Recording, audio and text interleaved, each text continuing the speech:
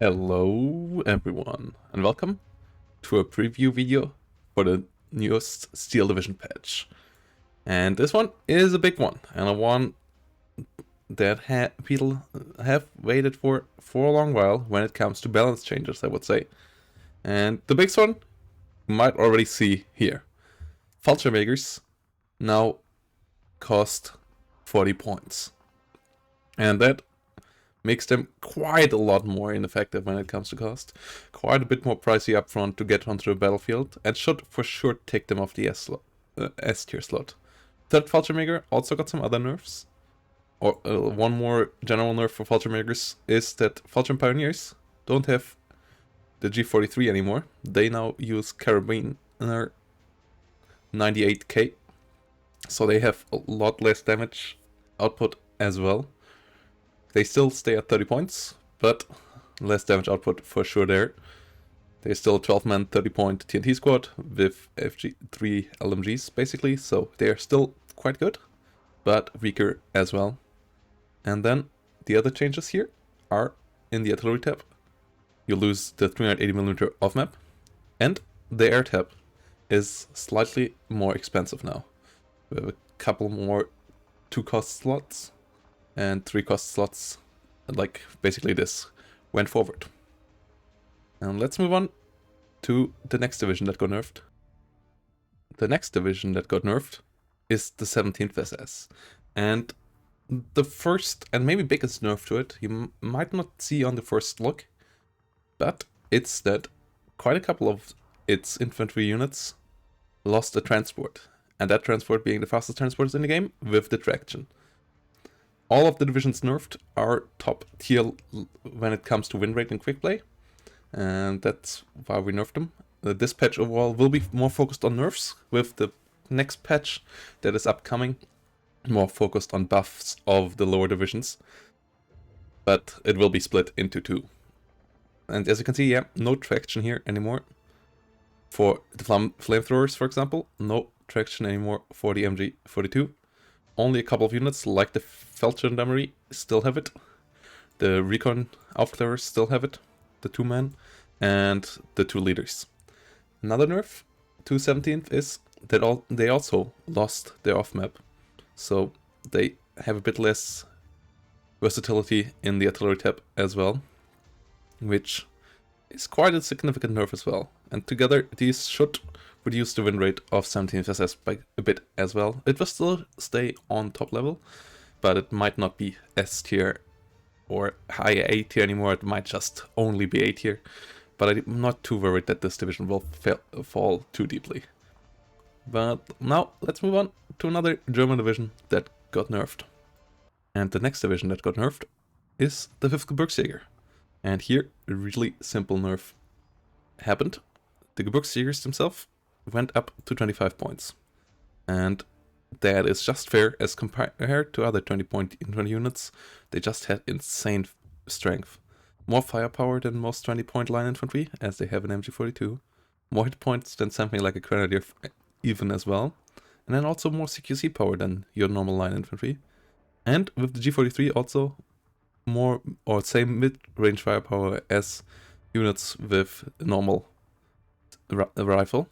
So the Gebirgsjäger nerf, I would say, is warranted, and the division still has a lot of other tools around, but this should take it from being the most likely most OP division currently to just mid-tier, I would say.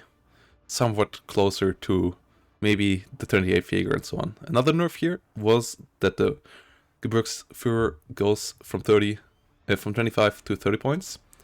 As you can see, this might be one of the best leader squads in the game. It has a sniper, it has a Panzerschreck, it has Beretta SMGs, some of the best SMGs, and it's 6 hit points with good availability, 3, 6, and 9, which is pretty good for a leader squadron.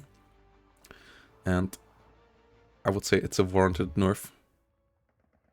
So, and on the other side, there was a buff with leaders that are comparable to this. The Panzerschreck leaders of the Romanians also now are 30 points, the Panzerschreck sniper leaders. So there are some smaller buffs in this patch as well, but most of them are nerfs. Let's move on to our allied division that got nerfed. And that allied division is Task Force 45. And Task Force 45, a couple of things happened. One is a generic hit. The M10A1 is now 80 points. All the APCR M10s are 80 points now, which is an important nerf in my book, as these are really strong. In the infantry tab, the most obvious nerf happened as well. Converted gunners now are 25 points. And to make their infantry overall a bit less cost efficient, the Parsinas also went to 30 points. I'm not 100% sure about this one. This might also go back later to 25 points, but for now it is quite a bit more expensive infantry tab with only one cheap option left, or I guess 3 cheap options left: the engineers and the converted gunners of the British. So not as cost efficient in the infantry tab anymore, which is quite good. And then another nerf to this deck is a bit of an availability nerf to some of the Mitchells, which went down in their availability curve a bit as well.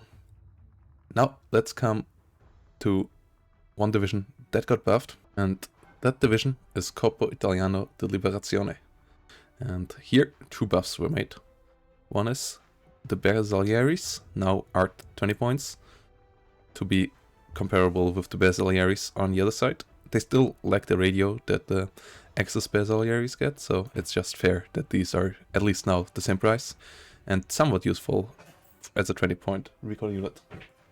The other change, which is more significant, is that their elite infantry with flamethrowers, the Gustatori Para, a 13-man flamethrower squadron with 3 Berettas, is now 30 points instead of 35 points, which should make the division a bit more competitive. And it wasn't the weakest division beforehand, so this now might be quite good. It's basically a change that was supposed to happen before the launch of the DLC that was not quite made then, and is made now. That's why this buff is in, and it's not in the patch with the buffs of the lower end divisions. Another smaller nerf is that in the 8th Indian, the 75mm autocar now costs 35 points. And now let's move on to the last point of the new patch, the new Tannenberg map. And here we are, the new Tannenberg map. It's quite a cool map. It might be one of my favorite 1v1 maps so far. As you can see, it has quite a lot of forests in the middle, and then on each side a bit of town. It's, from my experience so far, and the limited amount of multiplayer I have played on it in the Strike Team, quite a balanced map. Fusion did quite well there. And it's also for sure unique. You have some interesting design decisions that remind, show you how you could improve on the way to Wano, like these tree lines, for example. These really small tree lines giving cover and allowing for some extra cover here. Same here, these small little tree lines give you cover on the side of the road and so on. Something I wish that would be more in the base game and on other maps as well. But I'm happy that it is now here with this map. Should allow for some interesting possibilities with light AT guns and maybe Panzerschreck teams and so on in these light cover forests and tree lines.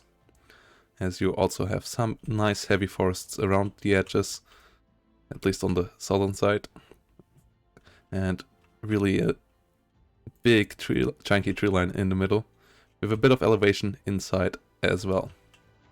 It's one big hill with trees basically, which you might obviously know from the Tannenberg 10v10 map, where this is from. And there's also a 2v2 version of this map, which we will look at next. And as you can see, the 2v2 version has most of the 1v1 map on it as well, but it's split the other way around. The tree line now is half of the map, is the middle of half of the map. The other part is more open terrain, So this is a good mix as well. No annoying lakes or rivers here either. There's a small lake to be seen over here, but it's not part of the map. And in general, as a 2v2 map, this is quite a lot of fun as well. Especially as it also feels quite balanced. I mean, you also will for sure know how this plays from the 10v10 map if you have played around this area on the 10v10 map as well. Or 4v4 map. That is the other Tannenberg. And it is usually quite a lot of fun.